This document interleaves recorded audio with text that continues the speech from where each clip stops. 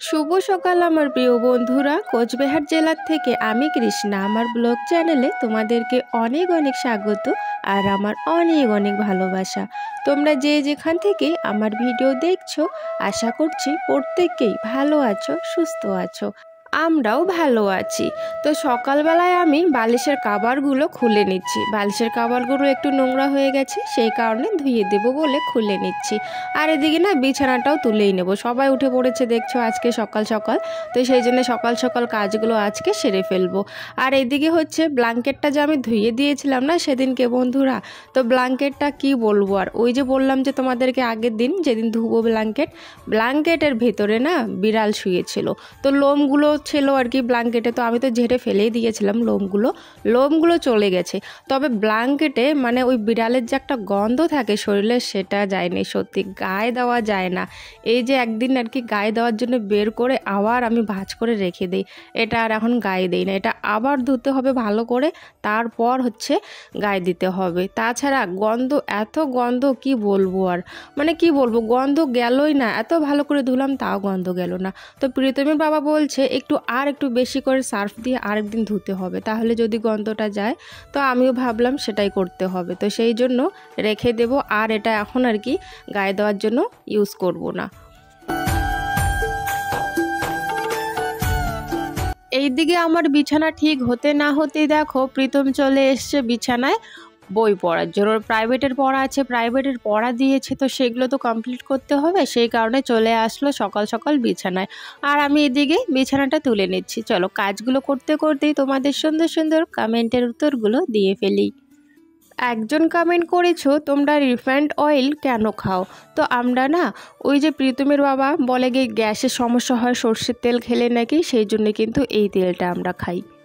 আর পরের কমেন্টটি হচ্ছে তাপসী আচার্যি, বলেছো দিদি তোমার ভিডিওটা খুব সুন্দর, নামটা নিও। এই যে বোন তোমার নামটা নিয়ে নিলাম। তো তোমাদের অনেক অনেক ধন্যবাদ এত সুন্দর সুন্দর কমেন্ট করার জন্য। যারা আমার ভিডিও দেখছো ভালোবেসে এত সুন্দর সুন্দর কমেন্ট করছো, সত্যি আমার অনেকটাই ভালো লাগছে। তোমাদেরকে মন থেকে ধন্যবাদ। এইদিকে যে বিছানাটা তুলতে এসেছি বাইরে কিন্তু আমি এক গামলা কিন্তু কাপড় জামা ভিজিয়ে রেখে এসেছি, মানে কলে পারে। তো এই যে এখন আমি বালিশের কভারও কয়েকটা খুলে নিলাম। তো বালিশের কভার ওই দিকে আবার আমি দেখছিলাম তারে কিছু জামা কাপড় আছে নাকি নোংরা ধোয়ার জন্য, তো কয়েকটা জামা কাপড় ওখান থেকেও নিয়ে নিলাম। আর এখন কলে পারে এসে আগের থেকে যে ভিজিয়ে রেখেছিলাম সেই জামা কাপড়গুলোর সাথে এই জামা কাপড়গুলো, বালিশের কভারগুলো ভিজিয়ে রাখছি। কাল আমি ভিডিও দিতে পারিনি বন্ধুরা, সত্যি খুবই খারাপ লেগেছে ভিডিও না দিতে পেরে। ভিডিও একদমই করতে পারিনি কারণ মনটা একদমই ভালো ছিল না, আর মন যদি ভালো না থাকে তাহলে কোনো কাজই ভালো লাগে না দেখবে। তো সেই কারণে ভিডিও করার কোনো ইচ্ছে ছিল না, তো ভিডিওটা করিনি। আর এই ভিডিওটা হচ্ছে তোমার পরশু দিনের, মানে একদিনের আগের দিনের ভিডিও এটা, আর এটাই হচ্ছে তোমাদেরকে আজকে আমি শেয়ার করছি তোমাদের সাথে। আর একদিন কালকে আমি ভিডিও করতেই পারিনি, একদমই মনটা ভালো ছিল না, সেই কারণে। আমি চাই প্রত্যেক দিনে ভিডিও দিতে, তবে অনেক সময় দেখবে মনটা ভালো থাকে না বা শরীরটা ভালো থাকে না, সেই কারণে ভিডিও দেওয়াই হয় না। এইদিকে স্কুল যেহেতু বন্ধ, তো সেই জন্যেই প্রীতির ড্রেসগুলো আমি নিয়ে এসেছিলাম, স্কুল ড্রেসগুলো। তো স্কুল ড্রেসগুলো ধুয়ে দিচ্ছি। আর আমি কিন্তু ওই বাংলা সাবান থাকে না, তোমরা কি সাবান বলো জানি না, ওই বাংলা সাবান যে থাকে সেই বাংলা সাবান দিয়ে হচ্ছে ধুয়ে দিচ্ছি। বাংলা সাবান দিয়ে ধুয়ে দিলে না তাড়াতাড়ি ময়লাগুলো ওঠে। শুধু সার্ফের জলে ভিজিয়ে রেখে যদি আমি ধুতে চাই তাহলে অনেকক্ষণ ধরে সার্ফের জলে ভিজিয়ে রাখতে হবে আর কি, তো ময়লাগুলো সহজে উঠতে চায় না যদি না রাখি বেশিক্ষণ ভিজে আর কি। তো সেই জন্য বেশিক্ষণ তো ভিজিয়ে রাখিনি, জামা কাপড় বাংলা সাবান দিয়ে ধুয়ে দিলাম সব জামা কাপড় ভালো করে। ওইদিকে চান করে রান্নাঘরে চলে আসলাম ভাত বসিয়ে দেব বলে। আর এইদিকে জলটা গরম হচ্ছিল, আমি বাইরে চলে গেছিলাম চালগুলো ধোয়ার জন্য। এইদিকে এসে দেখি উনুনটা নিভা অবস্থা, তো আমি চালগুলো আগে দিয়ে দিলাম, যেহেতু হাতটা আমার ভিজা, আবার যদি খড়িগুলো হাতাই তাহলে কিন্তু হাতে দেখবে তোমার নোংরা ধরে, তো সেই কারণে যেহেতু নিয়ে এসেছি চালগুলো দিয়ে দিলাম হাঁড়িতে। আর এখন আমি উনুনটা ফু দিয়ে একটু ভালো করে জ্বালিয়ে দিব।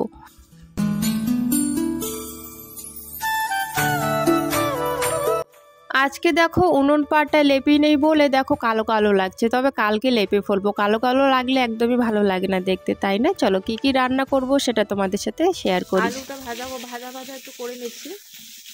আজকে হচ্ছে ডিমের আলুটা লম্বা করেই কেটেছি। প্রীতমের বাবা বলছে যে মাছের আলু কেটে নিয়েছো, তো আমি ভাবলাম যে না, বললাম যে না আজকে লম্বা করেই কেটে নিয়েছি। আর এখানে ডিম সেদ্ধ করেছি চারটে ডিম সেদ্ধ করে, আবার তোমার একটা মানে ভাজাও করেছি। আর একটা প্রীতমের বাবা খেয়ে চলে গেছে কাজে।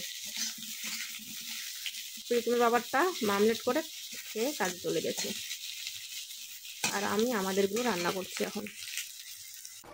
প্রীতমের বাবা তো গেছে কাজে চলে সকাল সকাল, সেই জন্যই কিন্তু আবার আমি ওর জন্যই সকাল সকাল না ভাতটাও বসিয়ে দিয়েছি। কাজে যদি যায় কিছু না খেয়ে গেলে না কেমন লাগে, তাই না? কিছু একটুখানি হলেও যদি ভাত খেয়ে যায়, এক হাতাও যদি ভাত খেয়ে যায়, তাহলে কিন্তু দেখবে ভালো লাগে অনেকটাই। কারণ যেখানে যাচ্ছে সেখানে যেতে যেতে তো আর খাবার দেবে না, আর যেতে যেতে দুপুরবেলা হয়ে যাবে, ওখানে গিয়ে কাজ করতে হবে, কখন খাবে, কোন সময় কোন টাইমে কোনো ঠিক নাই। তো সেই জন্য বাড়ির থেকে খাইয়ে দাইয়ে ওকে পাঠিয়ে দিলাম। এদিকে রান্নাবান্না কিন্তু হয়ে গেছে, উনুনে আমি বেগুন ভাজা কিন্তু হয়ে গেছে, ঢেকে রেখে দিলাম ওখানেই আর কি উনুনে, যেহেতু একটু পর খাবো সেই জন্য। আর এদিকে না আমি রান্নাঘরটা ঝাড় দিয়ে দিচ্ছি। আর রান্নাঘরে যে আলুর খোসাগুলো থাকে না, সেগুলো না লেগেছিল, সেগুলো উঠতেই চাইছিল না, ঝাড়ু দিয়ে বারবার আর কি তুলছিলাম।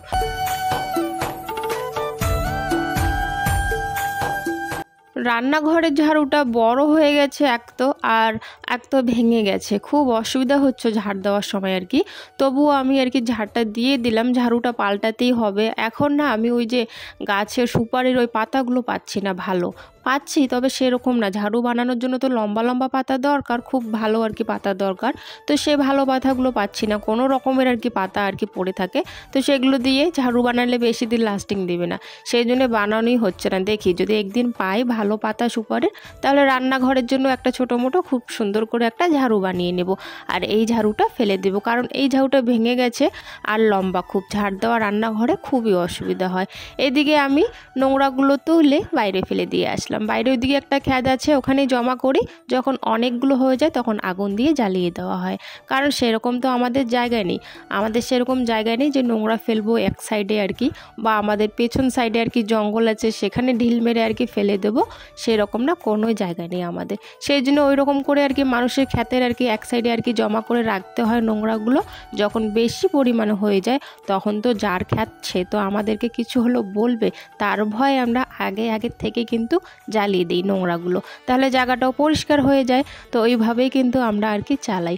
অনেক সময় দেখবে তোমরা যাদের জায়গা আছে তাদের নোংরা ফেলানো নিয়ে কোনো চিন্তা নেই, তবে আমাদের না কোনো কিছু জিনিস ফেলতে হলো না অনেক চিন্তা ভাবনা করে ফেলতে হয়, যেহেতু জায়গা নেই সেই জন্য আর কি এরকম সমস্যা আমাদের।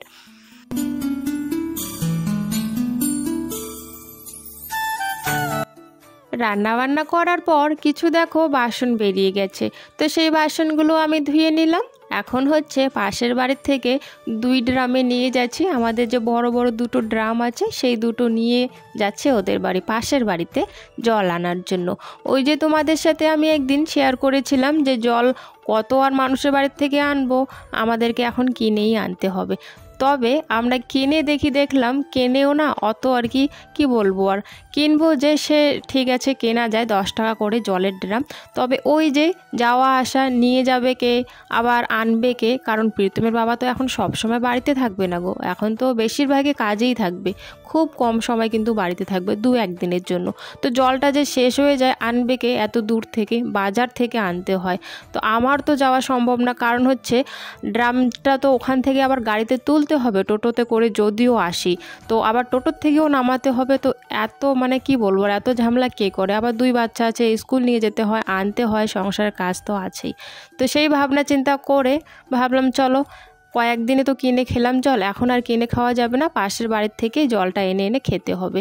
যেদিন ওরা না করবে, এখন অবশ্য আমি অন্য বাড়ির থেকে আনি, মানে যাদের বাড়ির থেকে আগে আনতাম এখন ওদের বাড়ির থেকে আনি না, এখন অন্য বাড়ির থেকে আনি।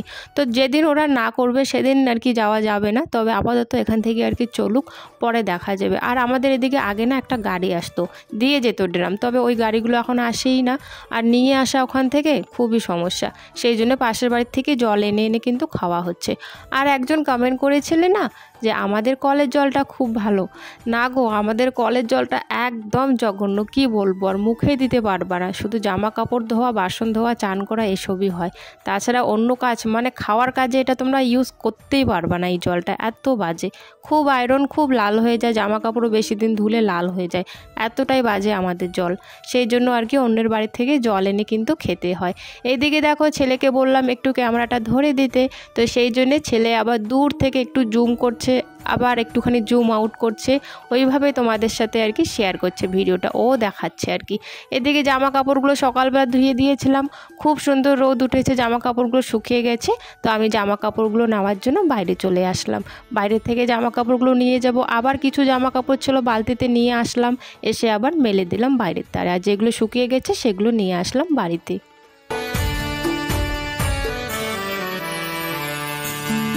দুপুরবেলা খাওয়া দাওয়ার পর একটু শুয়ে পড়েছিলাম, শুয়ে পড়তে আজকে চোখটা না আমার লেগে গেছে, কেন জানি না। তবে আমি কিন্তু দুপুরবেলা ঘুমোই না কোনোদিনও, ওই যে ঘুমানোর অভ্যাসটা নেই, ছেলে মেয়ে বাইরে থাকে, ওদের চিন্তায় আর কি আমার এই সেই ঘুমানোর অভ্যাসটা কিন্তু একেবারেই নেই, মানে ঘুম পায় না সহজে। তবে আজকে কি হয়েছে কিছুই বুঝতে পারছি না, শোয়ার সাথে সাথেই চোখটা আমার লেগে গেছে। জাগনা পাওয়ার সাথে সাথেই আমি উঠে পড়লাম, আর উঠে জানলাগুলো বন্ধ করে দিচ্ছি, কারণ একটু পরে সন্ধে হয়ে যাবে, তার আগে বন্ধ করে দিচ্ছি। চা বানিয়ে নিয়ে এসেছি, চা খাবো আমরা, সাথে ব্রেড নিয়ে এসেছি। এখান থেকে আবার প্রীতম 2টো ব্রেড নিয়ে নিয়েছে, খাওয়া শুরু করে দিয়েছে।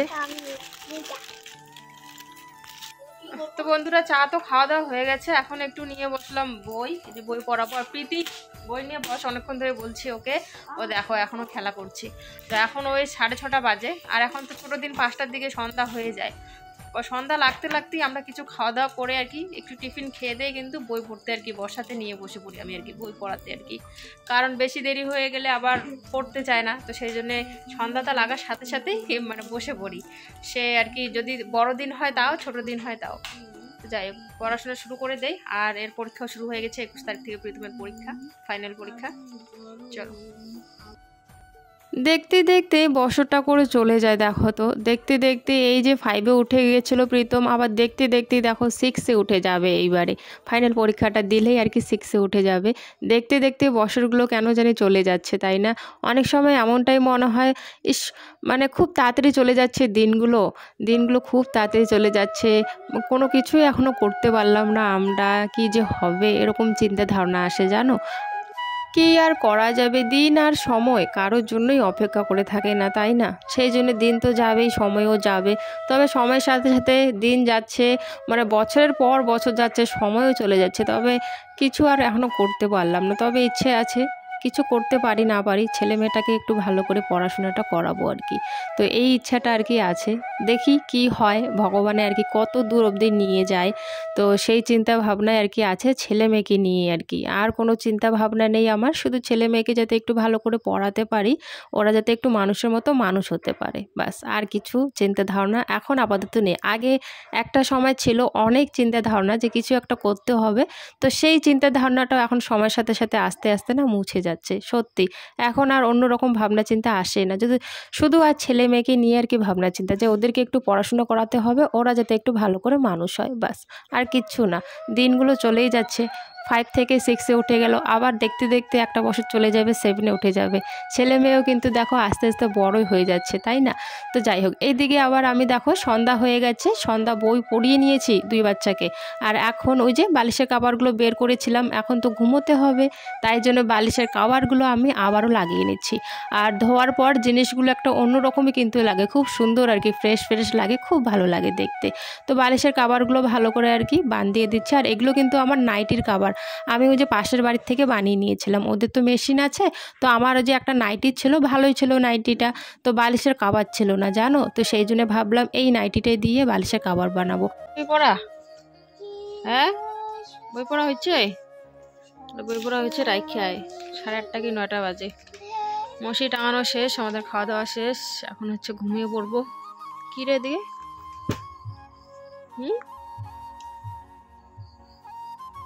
চলো, টাটা সবাইকে, দেখা হচ্ছে আগামীকাল।